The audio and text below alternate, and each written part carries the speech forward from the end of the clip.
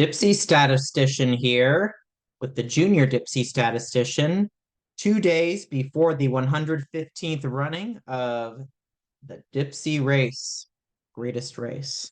We'll start this year with the top 5 stories of the year, in my opinion.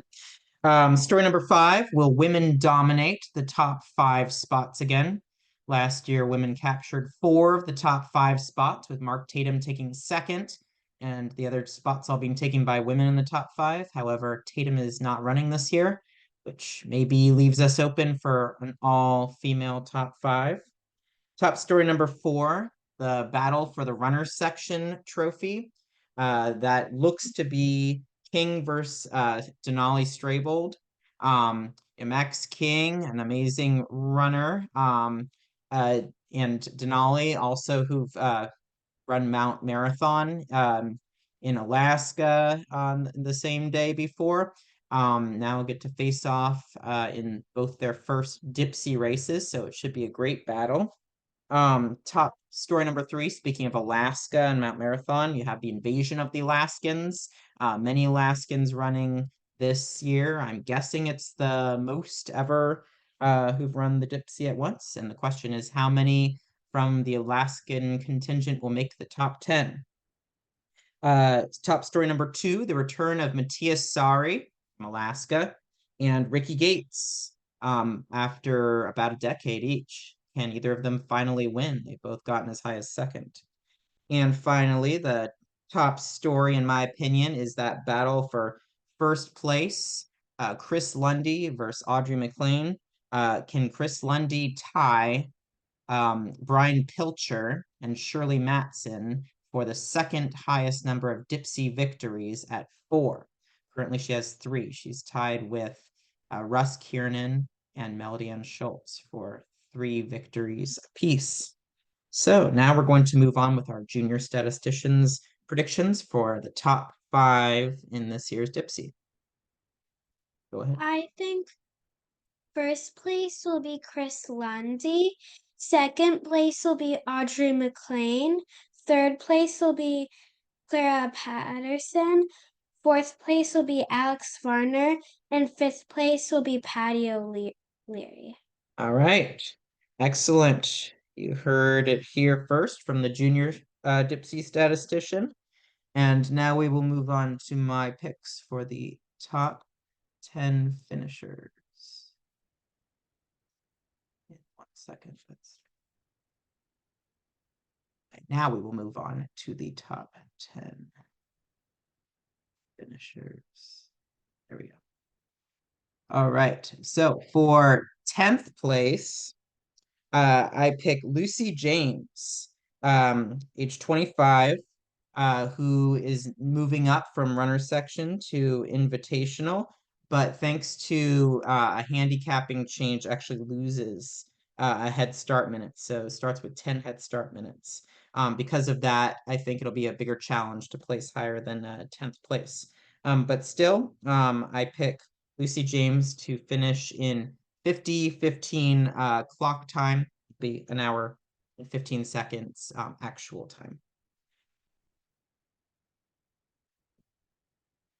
For 9th place, I pick Farah Allen, who has 1 additional head start minute, 11, the same as last year, at age 17. And Farah Allen, I pick to run in 101 flat for actual time, which would give Farah a 50-minute flat clock time. In 8th place, I pick Ricky Gates. Ricky Gates has aged 10 years since his last Dipsea, but he does have 3 more minutes than last time he ran the race. He's now age 45. Ricky Gates, I predict a clock time of 49:45. Next, I have Anna Dalton, age 36, who has 9 head start minutes, so that's female scratch. She's moved up to invitational after narrowly missing a win in the runner section last year. And Anna Dalton, I predict, will be able to hit 58 minutes, which would give her a 49-minute clock time. And next we have Matthias Sari. Matthias Sari gets 3 more minutes since his last Dipsea 9 years ago, which gives him a 7-minute head start now at age 55. I give him a 48-45 clock time. Clara Peterson, I pick for 5th place with 10 head start minutes at age 42. If she can run 58 flat, then that would put her at 48 minutes clock time. And I expect Julia Maxwell Bailey will be somewhere close to Clara Peterson. I give Julia the slight edge here at age 30. She has 1 less head start minute at 9, but I think she's capable of running pretty fast. 47-45 clock time would be 58-45 for a 56-45 for a actual time, which is blazing fast.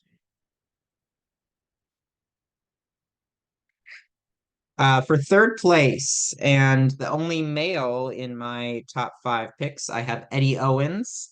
Eddie Owens indicates that he can make good use of his being back at scratch status after dealing with a penalty minute for winning in 2022. He finally gets rid of that penalty minute. So now that he gains that back at age 32, and he'll have 1 head start minute rather than running scratch this year. I think he can run 48-30, which would give him a 47-30 clock time. And then we get to the battle for the top 2. Definitely could go either way between Audrey and Chris if either of them runs the race that I expect they will.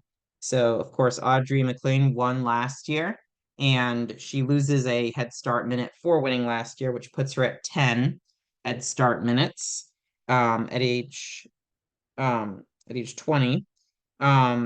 She if she runs 57-15, that would give her a 47-15 clock time, which in many years would be fast enough for the win. But I do predict Chris Lundy will eke out a 4th victory. She gets a minute for getting a bit older, age 55. If she can run 102 with a 15-minute head start, that would give her a 47-minute clock time and would give her a victory of 15-second margin over Audrey McLean.